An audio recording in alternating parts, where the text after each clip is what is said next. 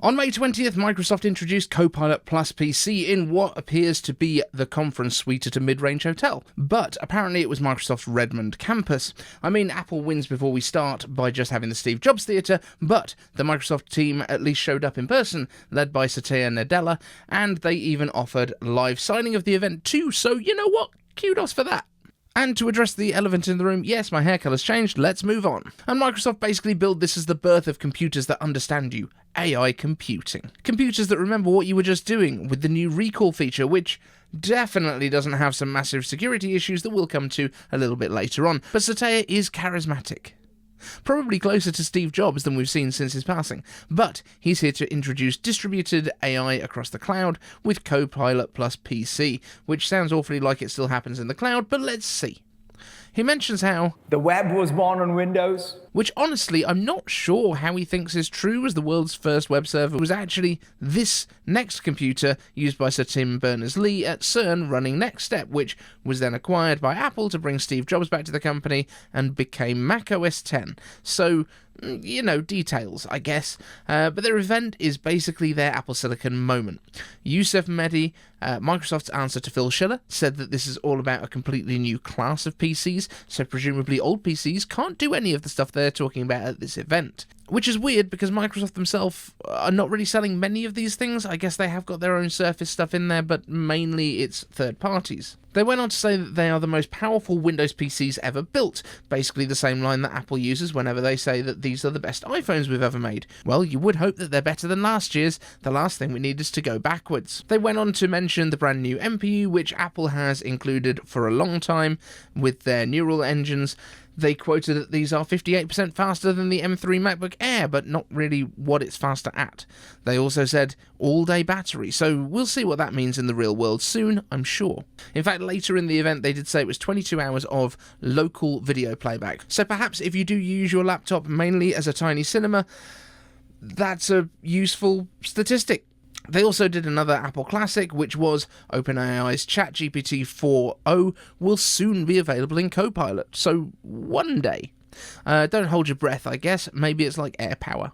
But when it is, you'll be able to ask it how to play Minecraft, so I guess that's a thing. But anyway, on to recall.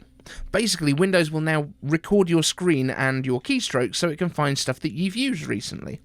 They also decided that computers using something like a file explorer with nested files is a bad thing because that's not how we remember things. So apparently they're going to make File Explorer a bit like an iPad file system, maybe. That'll be fun, won't it? It basically tries to make it as easy as possible to find your own things on your own computer as it is to find stuff online. But here's the thing.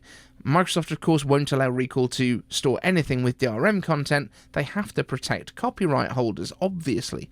But it doesn't perform content moderation, which means it will not hide your passwords, your financial information, your bank numbers, or logins.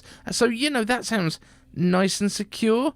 Yeah, it's happening on your device, but it doesn't appear to be kind of protected beyond that. But it can find a nice dress for you, so that's good. Then we got Pat Gelsinger from Intel giving his super excited views, Lisa Su from AMD, and Qualcomm's Cristiano Amon.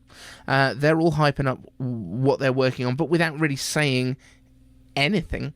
Just, you know, saying that it's good and they're very excited about it, which is fine and new. Okay, cool. But the three of them being together in a video, and not just in the same presentation, but in the same clip, that does feel a little bit like they were kind of getting together because they were worried about Apple. Now, all Copilot PCs do get a minimum of 16 gigabytes of RAM, which is pretty good, and perhaps Apple will eventually follow suit. Of course, the Snapdragon X Elite got a shout out, with Microsoft rebuilding Windows 11 to be natively ARM-based.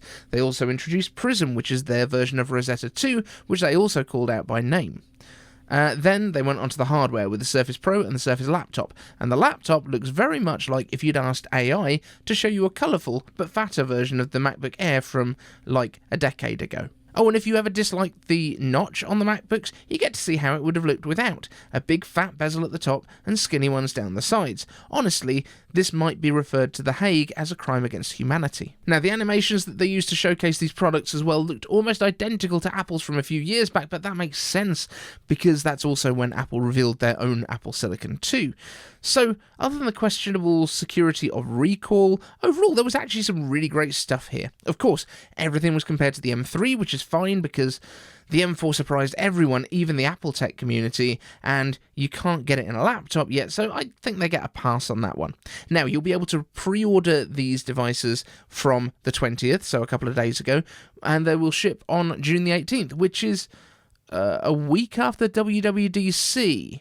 So, we'll see what Apple has got in store for us at the Worldwide Developers Conference.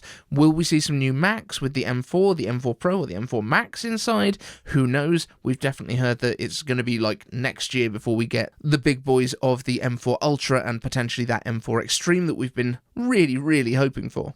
But I'm really excited to see what happens with Apple's software platforms and how they respond to this new AI landscape. Because the last time they were asked if they were behind the curve on AI, they laughed in the interviewers' faces. Critics have been surprised that Apple appears to be falling behind when it comes to AI. How do you respond? I don't believe we are. Not too worried. Not too worried. And that bodes well for us. Now, content this week is going to be a little bit all over the place. I am travelling tomorrow, or today at the time of publishing, up to Harrogate. I'm there to sing. We have a singing competition for barbershop music, which is a thing that I do. But if you want to see what my quartet is up to, it's 404 Barbershop on Instagram. There's a few clips on there already of what we've been doing. We're competing against other barbershop quartets from the country.